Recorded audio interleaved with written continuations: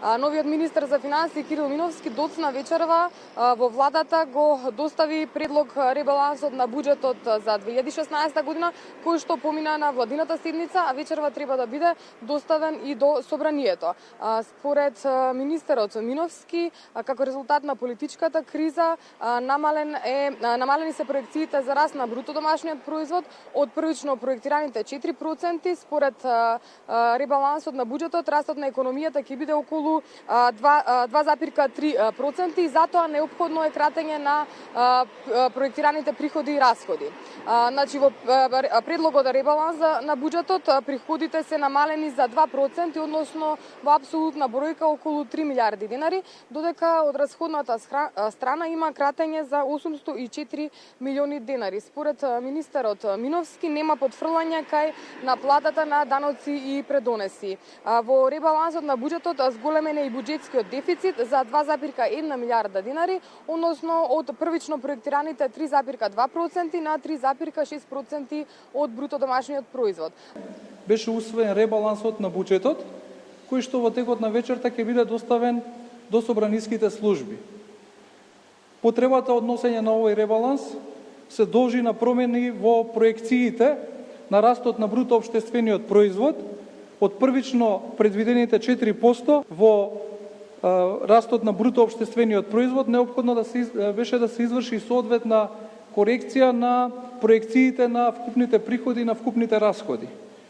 На приходната страна имаме намалување на проекциите за околу 2% или во апсолутен износ за 3 милиарди денари од првичните проекции со буџетот.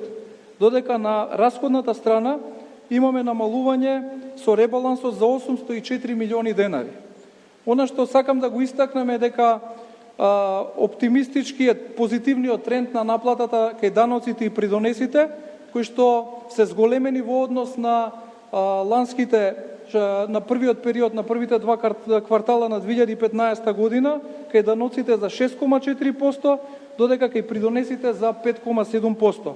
Се надеваме дека овој позитивен тренд на наплата на даноци и придонеси ќе продолжи и во наредниот временски период. Она што би сакал да го споделам со граѓаните на Република Македонија и македонската јавност е дека со ребалансот не се загрозени платите, пензиите, како и социјалните трансфери за граѓаните на Република Македонија, додека кај капиталните расходи имаме известно намалување, кои што сепак остануваат на високо ниво и се поголеми за 3,8 милиарди во однос на истиот период лани. Би сакал да истакнам дека со ребалансот доаѓа и до известно зголемување на буџетскиот дефицит од првично проектираните 3,2% на 3,6% од бруто општествениот производ или во апсолутен износ за 2,1 милиарда денари. Со ребалансот на буџетот настојуваме да обезбедиме непрешено сервисирање на сите функции на македонската економија. Само би додала на новинарско прашање за евроврзницата која што беше најавена. Министерот за финансии Миновски истакна дека направени се одредени подготовки, меѓутоа во овој момент внимателно ја следат ситуацијата пред се поради последните случувања во однос на референдумот каде што британците се изјаснија за излегување од Европската унија. Тој истакна дека има сега турбуленции на светските финансиски пазари, посебно нели во Европската унија. Ќе следат состојбата внимателно и во иднина, односно во наредниот период ќе одлучат дали кога и колкава евроврзница ќе биде издадена. Да сумираме на крај, владата денеска го донесе предлогот за ребаланс на буџетот, тој треба да биде доставен до собранието доцна вечерва, а за до понеделник веќе се најде на комисиските собраниски седници.